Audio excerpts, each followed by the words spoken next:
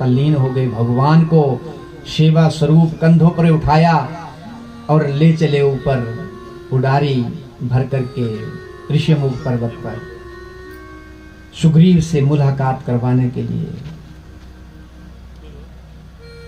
अब सुग्रीव से मुलाकात करवाने के लिए वो जब लेके उड़े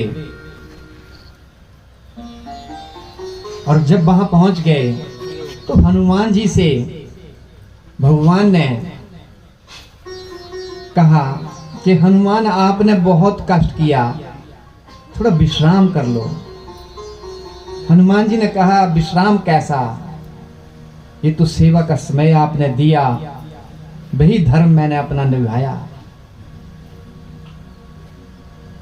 और मैंने ये सेवा किसके लिए की, आपके लिए थोड़ी की, ये तो मैंने अपने लिए की, क्योंकि मेरी पीठ के ऊपर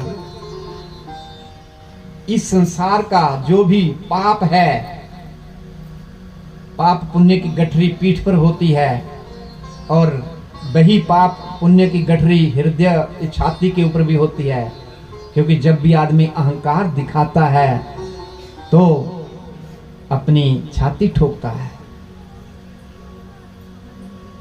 हनुमान जी ने कहा कि मेरे तो जन्म जन्मांतरों के पाप धुल गए, क्योंकि आगे जो मेरा अहम था वो आपके चरण लगते ही उतर गया और दूसरा चरण पीछे लगते ही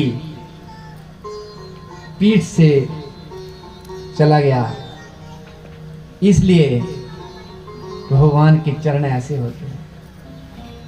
हनुमान जी ने सेवा में ये पाया, उनके सारे के सारे जो भी गठड़ी पीठ के ऊपर थी पापों की, वो धुल गई, जल गई और पुण्य के अंकुर फूट गए। जो अहम भाव था कि मैं पवन पुत्र हूं, मैं सूर्य का शिष्य हूं, वो सब दूर हो गया। इतने सरल हो गए। सरल शब्द ही 3 शब्दों से बना है, मां, सीता, स और र लक्ष्मण और ल, र राम और ल लक्ष्मण। सरल सरल होना जो है वो परमात्मा की प्राप्ति की अनुभूति करवाना है। जब हम सरल हो जाते हैं तो भगवान अपने आप आ जाते हैं।